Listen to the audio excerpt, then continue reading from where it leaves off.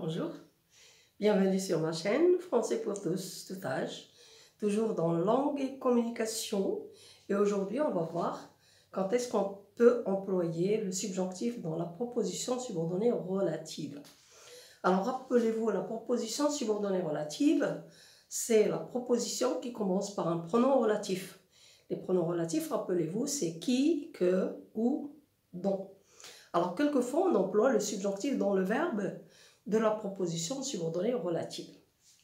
Alors, premier cas, c'est lorsqu'on a un verbe dans lequel on exprime un but, comme le verbe chercher, demander, on exprime un but qui est attendu, qui n'est toujours pas réalisé. Par exemple, quelqu'un me dit « Tu n'as toujours pas voyagé ?»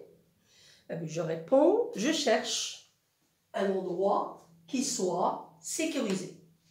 Je ne peux pas aller à n'importe quel endroit. Je cherche un endroit subjonctif qui soit sécurisé.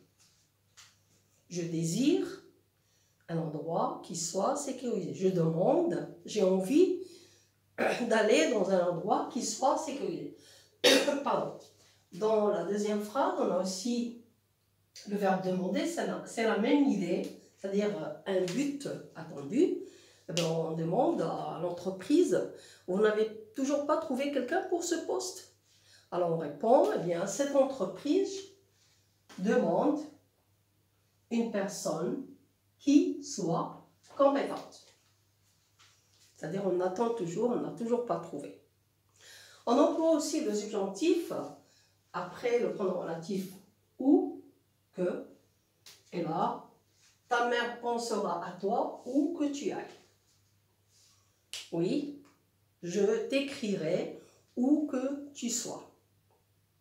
Oui, ou que plus le verbe au subjonctif. On emploie aussi lorsqu'on a dans la phrase, lorsqu'on exprime le superlatif, un adjectif au superlatif, et là le pronom relatif que et le verbe au subjonctif. C'est la ville la plus propre que je connaisse. La plus, c'est le superlatif, l'adjectif propre est employé au superlatif, donc je mets le verbe au subjonctif. Oui. On emploie aussi après la restriction, rappelez-vous, on a déjà employé, on a déjà vu la restriction. Et là, exemple, l'adjectif seul, le dernier, le premier, la restriction. La seule personne qui puisse, subjonctif, t'informer, c'est cette dame.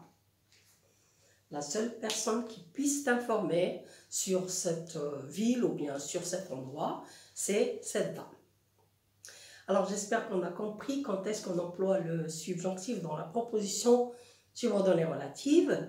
Essayez de les repérer dans les textes que vous lisez pour comprendre pourquoi on a employé justement le subjonctif. Essayez aussi de les réemployer dans votre communication quand quelqu'un vous pose des questions comme celles qu'on a vues dans ces exemples. À la prochaine fois.